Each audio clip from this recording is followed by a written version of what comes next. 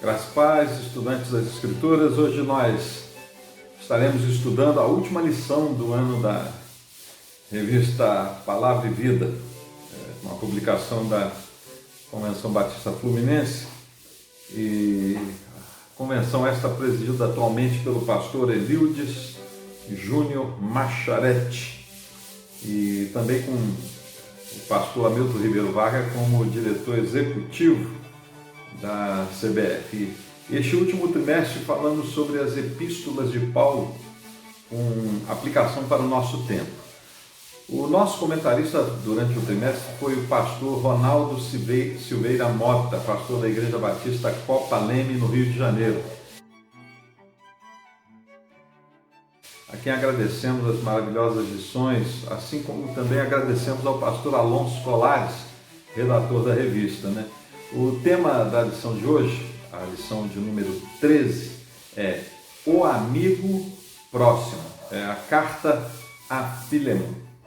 A carta de Paulo a Filemon foi destinada provavelmente em torno do ano 60 depois de Cristo, com duas modalidades de intenção. Uma de falar com Filemon, o destinatário, e outra de que essa conversa fosse conhecida por toda a Igreja de Cristo, a fim de que o conteúdo da carta alcançasse a todas as pessoas, ou seja, era para Filemon, mas era para os crentes de Colossos e para nós também.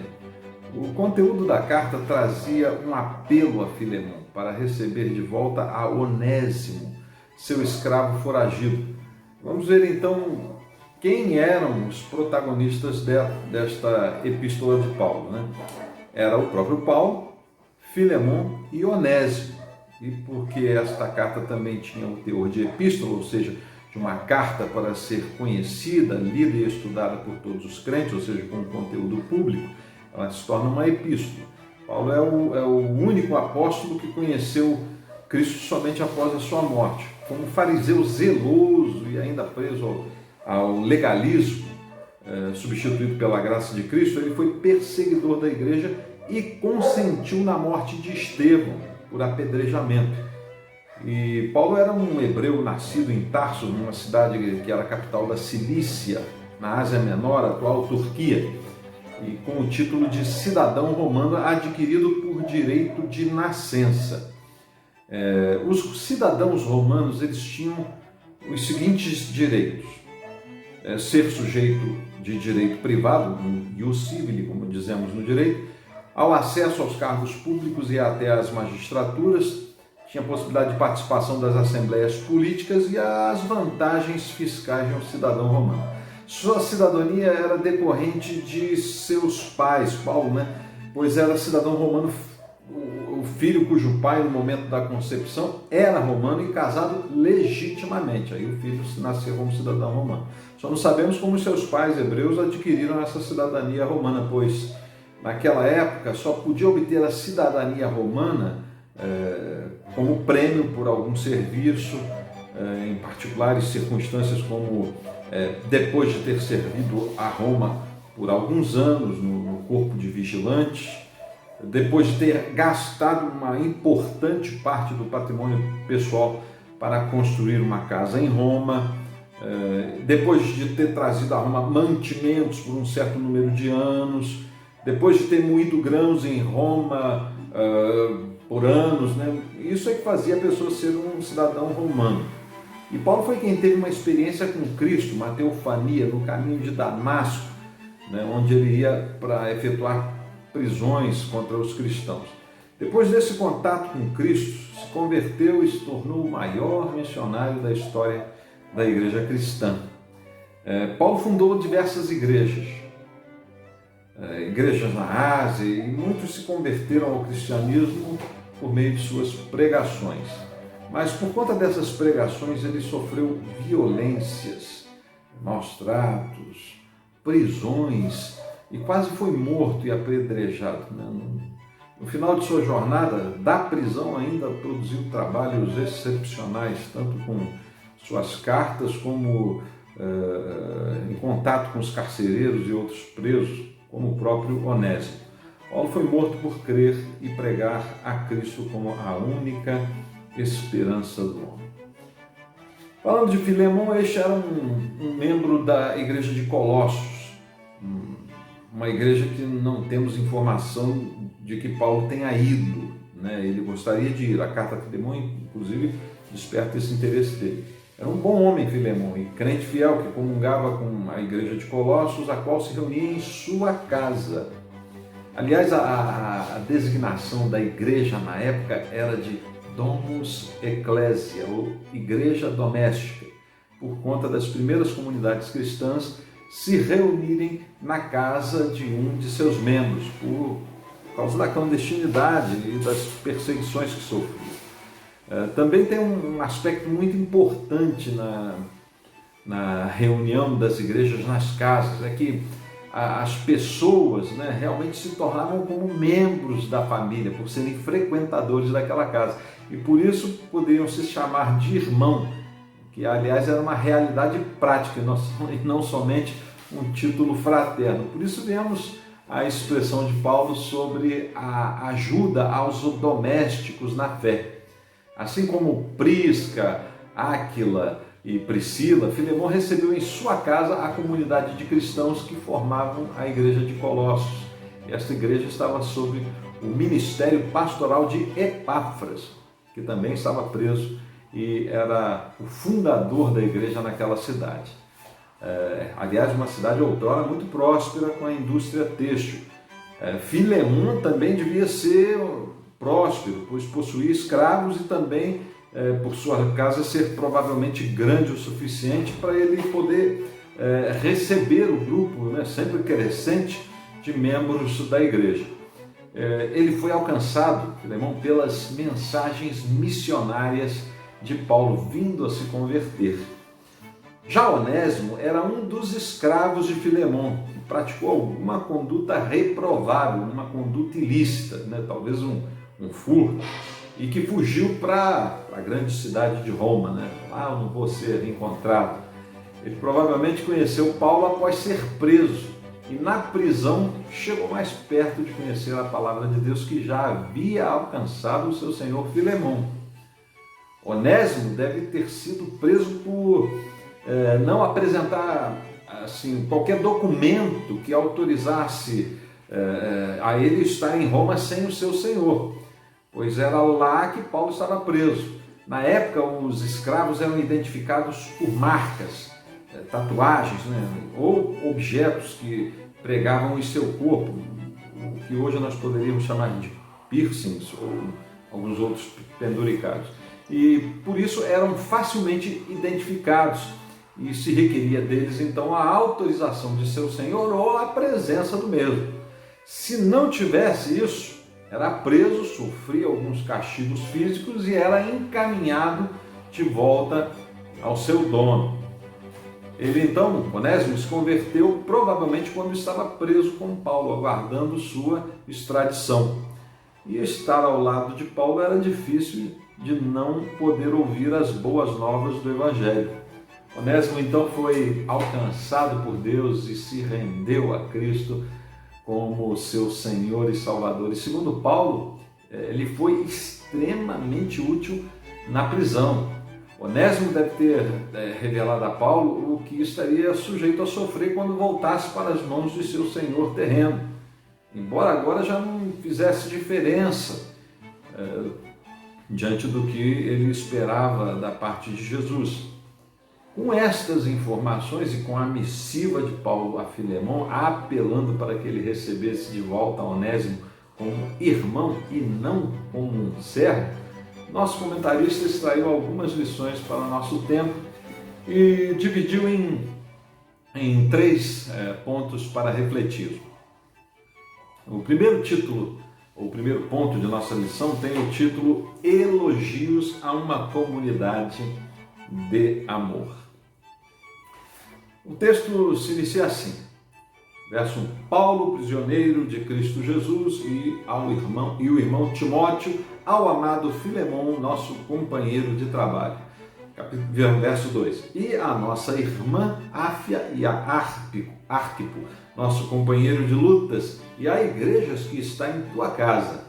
Verso 3, graças a vós e paz da parte do nosso Senhor e Salvador Jesus Cristo. Sempre, verso 4, dou graças ao meu Deus, lembrando-me de ti em minhas orações.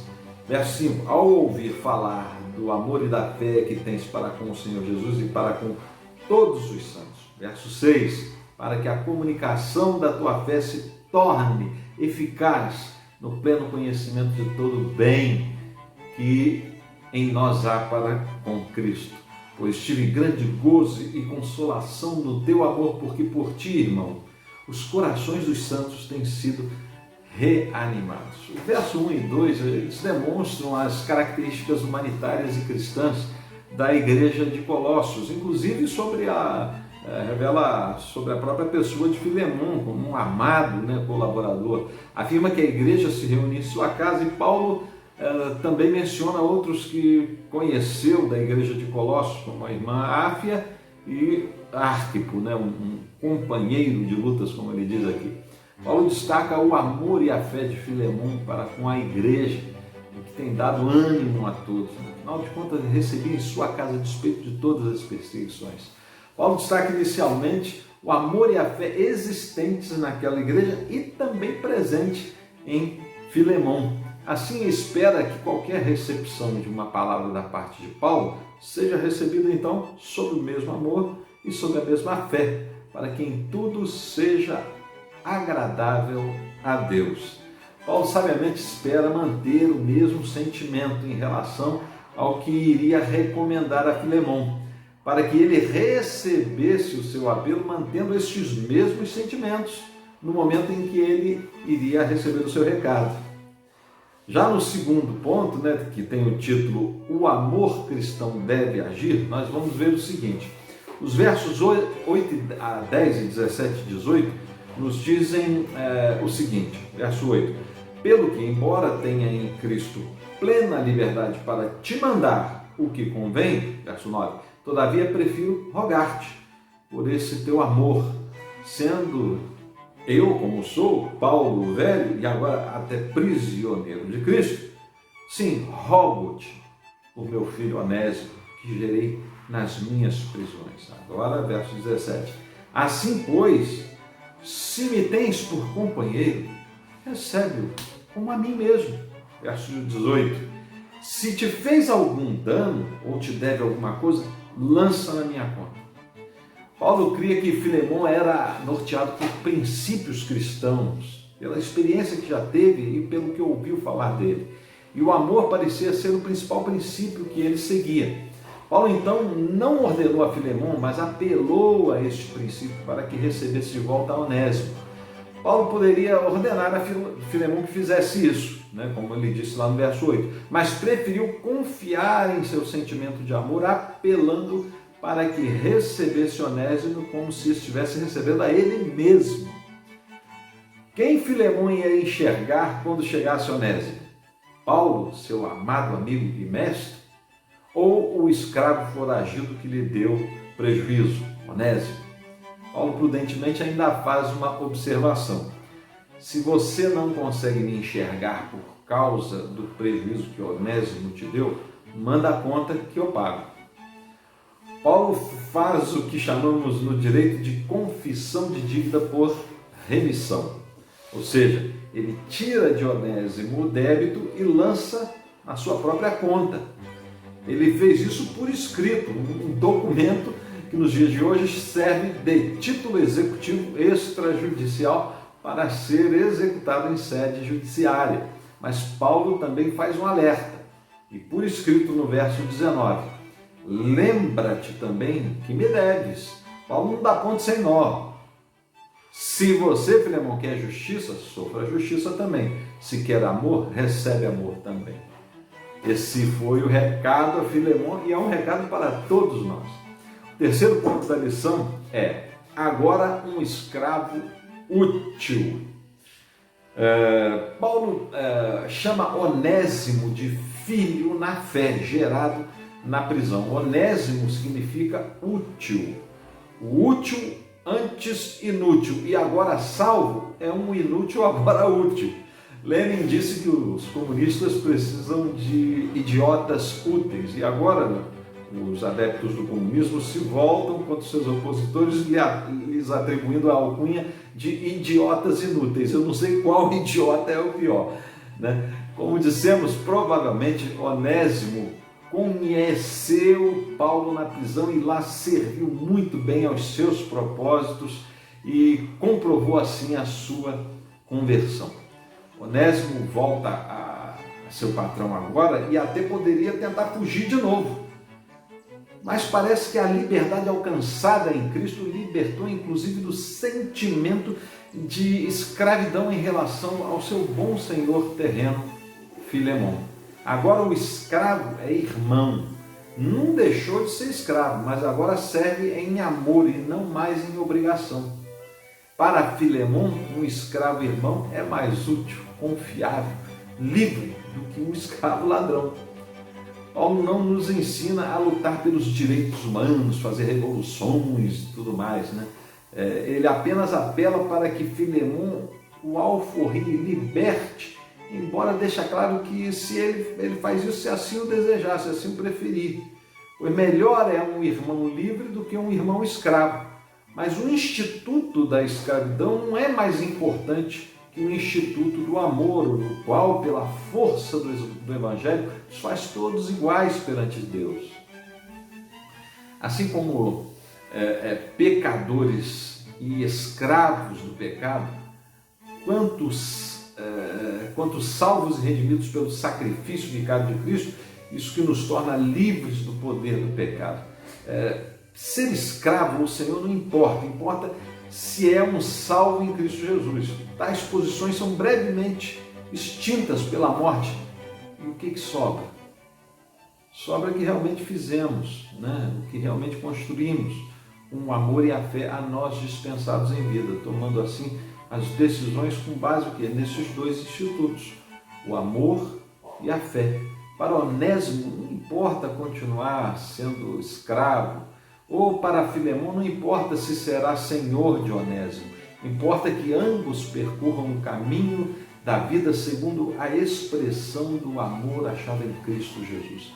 Paulo então encerra confiante dizendo nos versos 20 e 21 o seguinte: sim, irmão, eu quisera regozijar-me de ti no Senhor, reanimando meu coração em Cristo. Escrevo-te confiado na tua obediência, sabendo que farás ainda mais do que peço.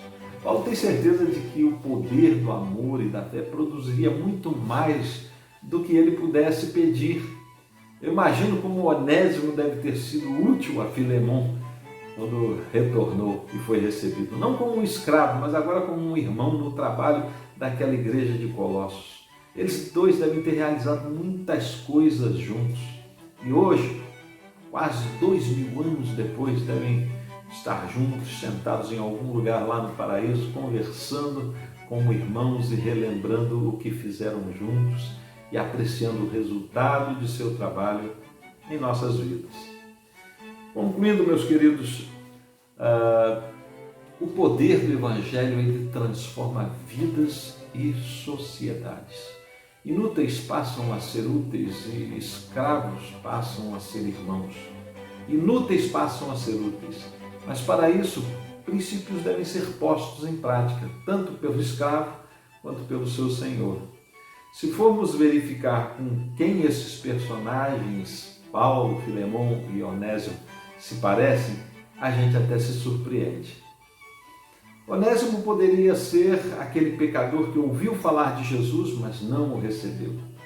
Talvez ouviu até em sua própria casa, ou na casa ou empresa de seu patrão. Mas foi para longe, longe da sua casa, ou pelo menos para longe daquela palavra, daquela mensagem, e preferiu os prazeres da vida, até que as dificuldades o abriram os olhos para a realidade, e então se lembrou da mensagem que ouviu e há tempo se arrependeu. Filemon talvez possa ser comparado a Deus, que em sua justiça teria que punir o pecador e não poderia recebê-lo em sua casa, pois não confia mais nele. não serve mais para morar em sua casa e tomar conta de suas coisas. E precisa castigar o erro para que outros não venham a imitá-lo. Mas recebe e perdoa, porque outra pessoa pagou o prejuízo que ele causou, e com tanto amor que agora ele recebe por causa do amor daquele outro. Paulo pode se comparar a Jesus, que se dispôs a pagar o preço de nossa dívida e roga ao Pai para que receba aquele que se arrepende. E o recebeu como o seu novo Senhor e como um irmão. Assim, aquela carta endereçada a Filemão é uma carta ou epístola para o nosso tempo, para que entendamos que também somos escravos, foragidos e em dívida para com o nosso Senhor. E o que nos aguarda é justiça, condenação e punição, carecendo todos nós do amor e da fé para sermos aceitos por Deus como filhos por adoção, irmãos de nosso primogênito Cristo, que pagou nossa dívida e nos faz livres do pecado e da morte por seu imenso perdão, com base em seu imenso amor. Antes éramos inúteis, tudo o que fazíamos se encerraria com a nossa morte, e quando isso acontecer, não importará se somos escravos ou senhores. Portanto, o melhor é sermos livres do pecado e úteis para a obra do Evangelho. Segundo Paulo, em Romanos 1,16, o Evangelho é o poder de Deus para a salvação de todo aquele que crê.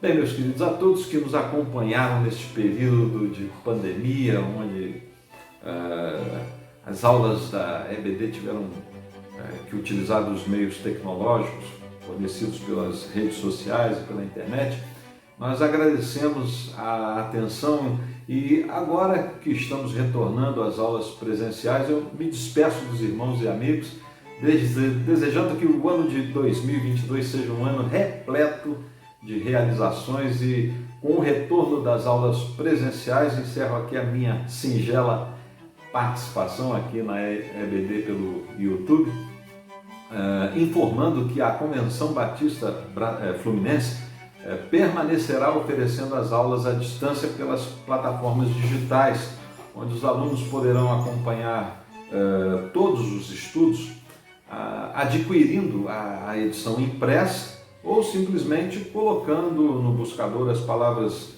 revista Palavra e Vida, onde poderão baixar gratuitamente toda a revista. E para continuar assistindo às aulas pelo YouTube, eu sugiro acessarem o canal TV Batista, pois lá você poderá ver a aula ministrada pelo próprio comentarista e autor da lição. Prestigiem então nossos comentaristas e deixamos aqui a nossa eterna gratidão por nos ter acompanhado.